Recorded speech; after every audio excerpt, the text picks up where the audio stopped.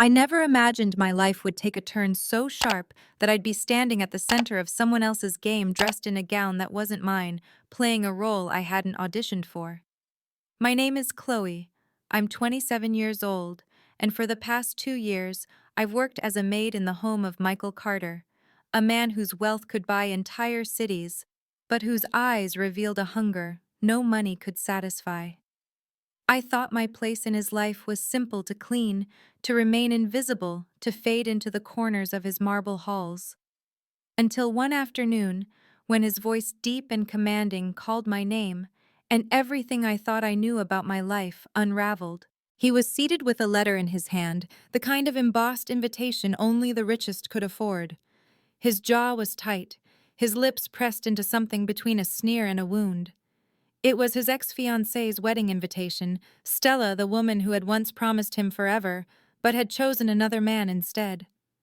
I saw in his eyes the bitterness he was desperate to disguise, and I knew instantly that whatever he would ask of me next would have nothing to do with dusting shelves or polishing floors. "Chloe," he said in that tone that allowed no space for refusal, "you're coming with me." "To the wedding." My heart nearly stopped. I laughed nervously, thinking he was joking. "Mr. Carter, I'm your maid, not an escort." His smirk was razor sharp.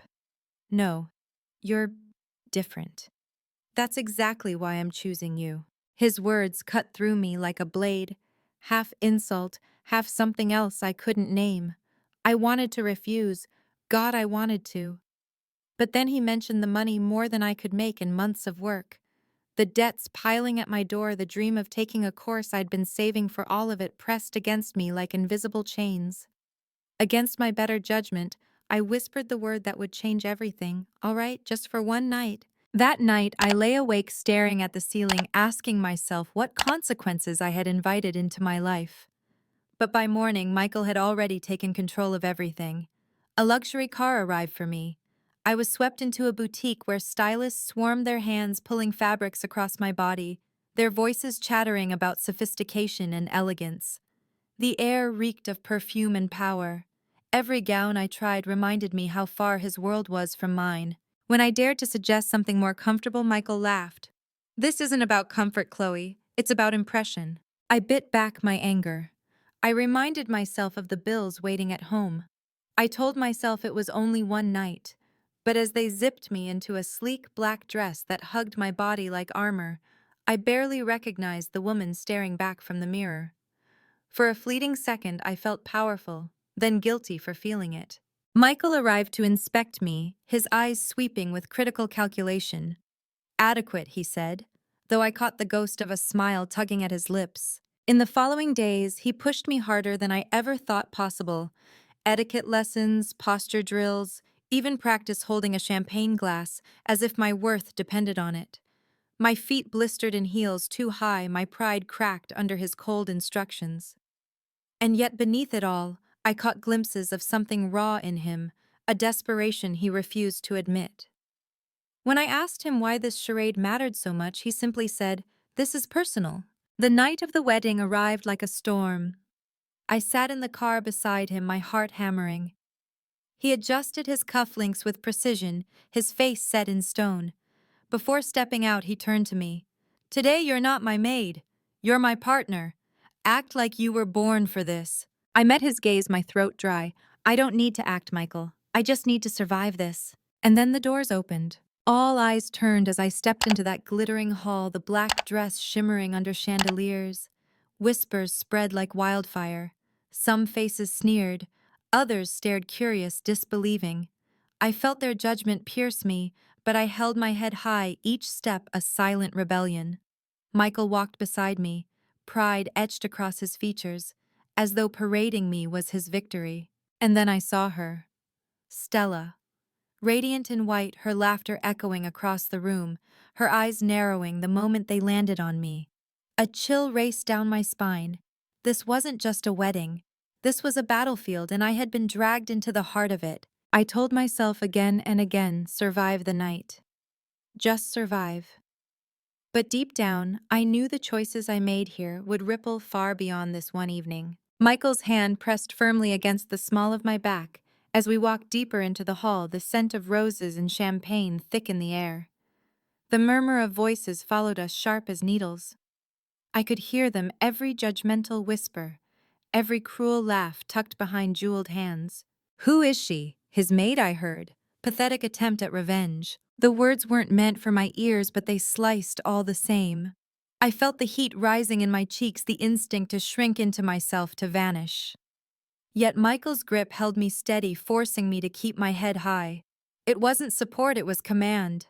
To him, my presence was armor proof that he had moved on, that he could stand tall in front of the woman who had broken him. But to me, it was survival. When we reached our table, Stella's eyes finally met mine. For a heartbeat, everything else faded. The clinking glasses, the orchestra, the chatter. It was just her and me. Her smile was sharp, dripping with poison, but beneath it I thought I saw surprise. Maybe even fear. The ceremony went on, but I couldn't focus. My mind kept replaying how Stella's gaze lingered on Michael, how her laughter grew louder when she leaned into her new husband as if trying to provoke him. And then every so often her eyes darted back to me, narrowing, calculating.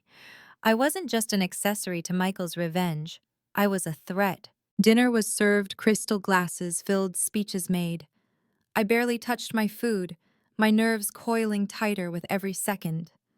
Then, as the newlyweds took to the floor for their first dance, Michael leaned close, his voice a whisper only I could hear. "Watch carefully, Chloe. This is what betrayal looks like." His words chilled me. He wasn't here to heal, he was here to hurt, and I was the weapon in his hand. When the dance ended, the floor opened for guests. Before I could protest, Michael pulled me to my feet. My pulse raced as he led me out under the lights. The crowd parted, their eyes burning into us. He placed his hand on my waist, guiding me with precision, his movements strong, almost defiant. To the world we must have looked perfect, a power couple radiating elegance. But inside I was trembling, every step a battle between shame and defiance. Then it happened. Stella approached her new husband, distracted with a toast. She glided across the floor like a queen reclaiming her throne. Her smile never faltered as she whispered just loud enough for me to hear, "Enjoy your borrowed crown, darling, it won't last." Her words struck like a slap, though her expression remained sweet for the onlookers. My throat burned with unspoken fury. Before I could respond, Michael tightened his grip, spinning me away from her. His jaw was clenched, his eyes dark. He had heard every word. But what shocked me most wasn't his anger. It was the flicker of pain, raw and unguarded, flashing across his face. For all his wealth, all his power, Michael Carter was still a man wounded, still shackled by a woman who had chosen someone else. And now, by standing at his side, I had been pulled into the crossfire of their war. The rest of the night blurred in a haze of forced smiles and suffocating tension. I laughed when I had to raise my glass when expected, and ignored the daggers thrown by Stella's entourage. But inside, something was shifting. I wasn't just enduring anymore. I was fighting against their scorn, against my own fear, against the role they tried to cage me in. As the night drew to a close, a final toast was called. Michael stood, glass raised, and the room fell silent. His words were smooth, polished, but laced with venom. "To love," he said, eyes locked on Stella. "May it always be true, and never for sale." The crowd gasped, murmurs rippling like waves. Stella's smile faltered for the first time. And me, I sat frozen, my heart pounding, realizing the battle had only just begun. When the last glass clinked and the orchestra shifted to a softer tune, I felt the walls of that glittering hall closing in on me. Michael's words still hung heavy in the air, rippling through the crowd like a stone dropped into still water. Stella's smile had cracked only for a second, but I saw it. And I knew Michael had seen it too. That fleeting fracture was his victory, small but sharp, and yet it terrified me. Because victories like that always demanded a price. As people resumed their chatter, I slipped away to catch my breath. My heels clicked against the marble as I found refuge near the balcony where cool air poured in from the night sky. I pressed my palms to the railing, my chest rising and falling too fast. The stars above blurred through the sting of unshed tears. I should never have come here. I told myself that over and over. I was a maid, a woman who scrubbed floors and washed sheets, not someone built to withstand the knives hidden behind champagne glasses and polite laughter. Yet here I was, draped in silk, paraded like a shield, and dragged into the battlefield of Michael's broken heart. Chloe. His voice cut through my thoughts. He stood behind me, his silhouette framed by the glow of chandeliers spilling from the hall. For once, his face wasn't carved from stone. The anger was gone, replaced by something fragile, something he tried desperately to hide. "You did well tonight," he said softly. "Better than I deserved." I turned to him, bitterness rising despite the ache in his eyes. "I wasn't here for you, Michael. I was here because I had no choice." The words tasted like betrayal even though they were the truth. His gaze dropped, his hand tightening around his glass until I thought it might shatter. "Do you think I had a choice? Do you think I wanted any of this?" His voice cracked at the edges, the first real crack I had ever heard. I wanted to scream that none of it excused using me, that dragging me into his war wasn't justice, it was cruelty. But before I could speak, movement caught my eye. Stella had stepped onto the balcony, her gown glowing white under the moonlight. Her new husband was nowhere in sight. "Well," she said smoothly, her tone like honey laced with arsenic the maid has teeth. "How entertaining." Heat flared in my cheeks, shame and rage twisting together. Better a maid with teeth than a bride with no loyalty. The words escaped before I could stop them, and the silence that followed was suffocating. Stella's smile vanished. For a moment, her eyes burned raw and furious. Then she laughed, cold and sharp. "Careful, darling. You don't know the rules of this game, and people who don't know the rules rarely survive it." She swept away before I could answer, leaving the echo of her words like a curse. Michael exhaled, stepping closer. "She's dangerous, Chloe, more than you realize." His voice was heavy, not with warning but with regret. I shook my head, tears brimming at last.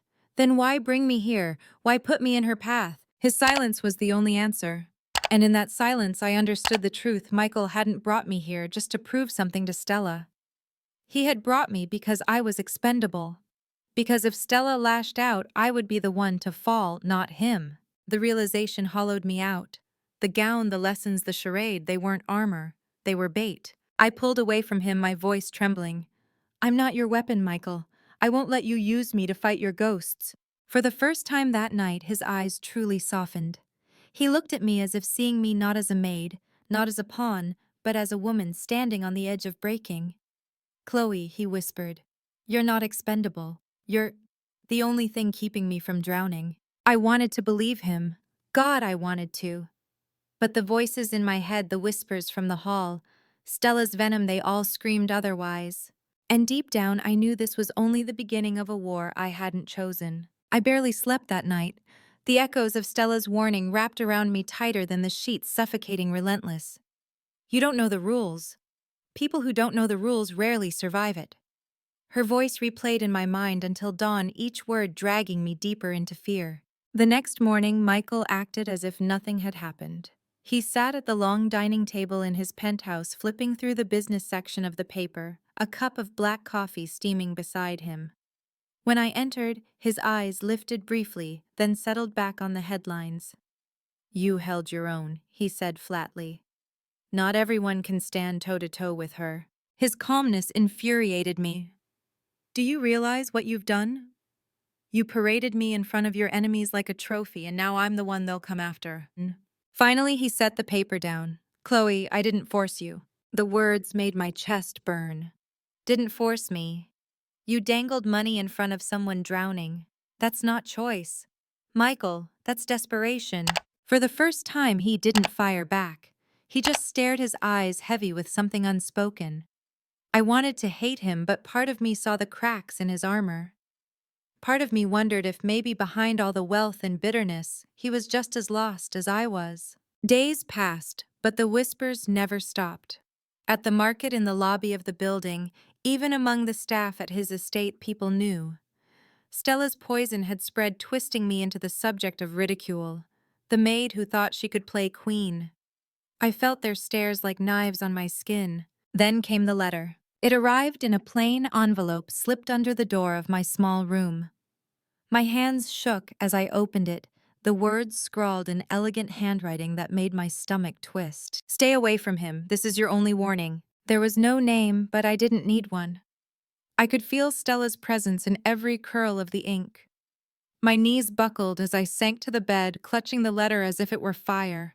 My instincts screamed to leave, to run far from Michael's world before it devoured me whole. But running meant surrender. Running meant letting them win. I confronted him that evening, holding the letter out with trembling fingers. This is because of you. Do you see now I don't belong in your war?" He read it in silence, his jaw tightening. When his eyes lifted to mine, they burned with rage, not at me, but at whoever had dared to threaten me. "She won't touch you." He vowed, his voice low and dangerous. "Not while I'm breathing." The conviction in his tone should have comforted me, but it only deepened my fear. Because the more he fought, the more ruthless Stella would become. And I was caught in the crossfire of a battle that had begun long before I ever entered his home. That night I dreamed of fire. Stella's laugh echoed as the flames rose higher, consuming everything I tried to protect.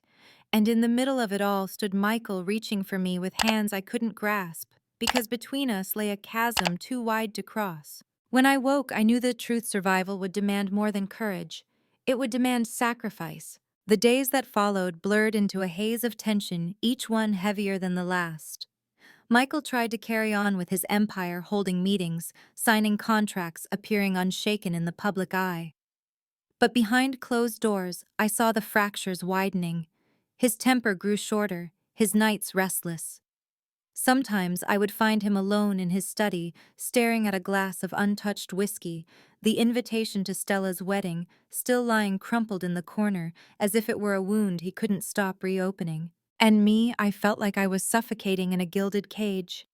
Every corridor in his mansion seemed to whisper with Stella's shadow. Every glance from the staff carried the same unspoken question. What is she still doing here? My reflection in the ornate mirrors mocked me. A maid dressed in borrowed silk caught between loyalty and self-preservation. One evening, as the storm rattled the windows, I heard footsteps outside my door. When I opened it, another envelope lay on the floor. My pulse spiked as I tore it open, half expecting Stella's venom again. But this one was different. The handwriting was jagged, rushed. "If you stay, you'll watch him fall. If you leave, you might save yourself. Choose wisely." The paper slipped from my hands. It wasn't just a threat anymore, it was a promise. And it wasn't only directed at me. Michael was the target. His enemies weren't content to mock him, they wanted to destroy him piece by piece. And I was both his shield and his weakness. I found him in the library, pacing like a lion trapped in its cage. When I showed him the letter, his face darkened. He crushed the paper in his fist, his knuckles white. "They won't stop," he muttered almost to himself. "Not until I've lost everything." For the first time, I reached for his hand.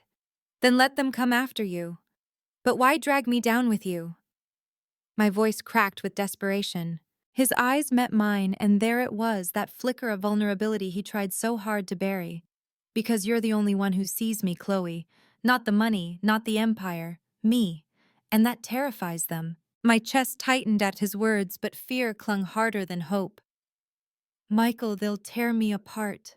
I don't have your power, your name. I'm just—" "Don't say it." His grip tightened, almost painful. "You're not just anything. You're the only thing keeping me from drowning." Tears welled in my eyes. Part of me longed to believe him, to let his words wrap around the hollow places inside me. But another part screamed that I was being pulled into a storm that would shatter us both. The next morning, Stella struck again, not with whispers, not with letters, but with spectacle. The tabloids exploded with photos of me from the wedding, standing by Michael's side, his hand on my waist, our dance under the chandeliers. The headlines were cruel. "Millionaire slumming with Maid. From scrubbing floors to stealing hearts, how long until she falls?" I wanted to bury myself, to vanish into obscurity. But Michael only grew colder, harder. "Let them talk," he said, tossing the papers aside. "The more they hate you, the more I know I've won." But it didn't feel like winning. It felt like drowning, like being dragged deeper into waters I could no longer breathe in. That night, I lay awake, staring at the ceiling, realizing the truth I hadn't dared to face. Love and survival could not coexist here. One would have to die for the other to live. And as I closed my eyes, Stella's words returned to me sharper than ever. People who don't know the rules rarely survive it. The storm broke the next evening not in the sky, but within the fragile balance I had been clinging to. I returned to the mansion after running errands in town, clutching groceries like a shield against the whispers that followed me through the streets. The tabloids had painted me as a schemer, a gold digger, a pawn too foolish to know she was being played. Strangers' eyes lingered on me with pity or disgust, and I carried their stares home like a sickness. When I walked through the grand doors, I found the living room already filled with voices. Michael stood rigid, his face pale with fury as a group of his relatives, well-dressed, sharp-eyed, threw accusations like daggers. "She's ruining you. Your reputation is crumbling. You've dragged a maid into our circle, and for what? To humiliate Stella. To humiliate us." Their words stung me, but what hurt most was Michael's silence. He didn't defend me. He didn't even look at me. He stood there, shoulders squared as if he were carved from stone, letting their venom soak into the air until I could barely breathe. Finally, one of them turned toward me, their eyes gleaming with cruelty. "You're nothing but collateral, girl. And when this game is over, he'll discard you like the rest." I fled before they could see the tears burning in my eyes. Upstairs, I slammed the door and collapsed against it, shaking. I hated myself for letting their words reach me, but the wound they carved was too close to the truth. Minutes later, Michael knocked. He stepped inside, his jaw still clenched from the argument. For a long moment, he said nothing, just stared at me with a mix of anger and something I couldn't decipher. "Why didn't you defend me?" My voice was raw, cracked open. His eyes softened, but his words came heavy. "Because defending you makes you a bigger target. The more I fight, the harder they'll strike." "That's not protection, Michael. That's abandonment." He winced as though I'd struck him. For once, his arrogance faltered, and I saw the man beneath the armor bleeding from wounds I hadn't given him. "Chloe," he whispered, "if I lose everything, I can live with it. But if they take you, I can't." The confession should have soothed me, but instead it shattered something inside. Because love, if that's what this was, shouldn't feel like a war. And yet every day with him felt like standing at the edge of a battlefield waiting for the arrows to strike. Later that night, I wandered into his study, unable to sleep. On his desk lay another letter, unopened, its seal marked with Stella's crest. My hands trembled as I picked it up. The weight of it felt like a stone pressing against my chest. I shouldn't have opened it, but I did. Inside, the words curved across the page like poison. "He'll never love you, not the way he loved me. You're his weapon, nothing more. Walk away before you destroy him too." I sank into the chair, the letter slipping from my hands. Stella's voice, Michael's silence, the world's ridicule, they all blurred into one crushing truth. Whether I stayed or left, I would bleed. And for the first time, I wondered if the bravest choice might be walking away, not for me, not even for him, but because love built on vengeance could only end in ruin. As dawn broke, painting the sky with fragile light, I folded the letter and left it on his desk beside a note of my own. My words were simple, but each one felt carved from my heart. "Michael, I wanted to save you, but I can't save us both." I walked out of his mansion with nothing but my trembling resolve, unsure if I was fleeing from danger or from love itself. But deep inside, I knew this was not the end. It was the beginning of consequences neither of us could escape. I didn't get far. A storm was already brewing by the time I stepped outside, the sky heavy with thunder. I thought the rain would wash away my doubts, cleanse me of the poison that had seeped into my soul. But Michael found me before the storm could. His car screeched to a stop beside me, the door flinging open, his figure framed against the night. "Get in," he ordered, his voice sharp, almost desperate. I shook my head, clutching my bag against my chest. "It's over, Michael. I can't do this anymore. I won't." For a moment, his face crumpled, not with anger, but with something far worse. Fear. He stepped out into the rain, the water plastering his hair to his forehead. "Don't you see? If you leave now, she wins. Stella wins. And I—" His voice broke raw. "I lose the only person who ever looked at me and didn't see dollar signs." The sincerity in his eyes nearly shattered my resolve. But then I remembered the letters, the whispers, the humiliation. "And what do I lose, Michael? My dignity, my safety, my life, My words pierced the storm harsher than the thunder. He reached for me, his hand trembling. "I'll protect you." I shook my head, tears spilling freely. "You can't. Not from her, not from the world you've dragged me into. The only way to protect me is to let me go." The silence between us was deafening. For a moment, I thought he would argue, beg, force me back into his orbit. But instead, his shoulders sagged, his hand falling uselessly to his side. "Then go," he whispered so quietly I almost didn't hear it. "But know this, Chloe. You're walking away from the only love I've ever had left." I turned before he could see me break, before the weight of his confession crushed what little strength I had left. My feet carried me into the storm, every step tearing at my heart, every raindrop mingling with the salt of my tears. In the days that followed, I rebuilt myself from the ground up.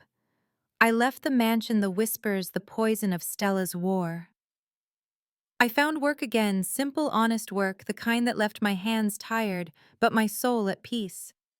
Yet Michael lingered in my thoughts like a phantom, his shadow etched into every quiet moment. Sometimes I wondered if he had survived without me, if he had fought Stella and won, or if his empire finally crumbled under the weight of betrayal. I never sought the answer. Some truths are too painful to confront. But one lesson remained with me, carved into the marrow of my bones. Love is not meant to be a battlefield. And when it becomes one, the only victory is survival. So if you're listening to my story, if you've ever found yourself torn between love and survival, I want you to hear me now. You are worth more than the wars others drag you into. Walk away even if it breaks you, because sometimes the bravest thing you can do is leave. And if my story touched you, if you've carried scars from battles you never asked to fight, I ask you to like this video, share it with someone who needs to hear it, subscribe for more stories like mine, and leave a comment telling me how you found the strength to survive your storms. Because in the end, our stories aren't just about the wounds we carry, they're about the courage it takes to heal them.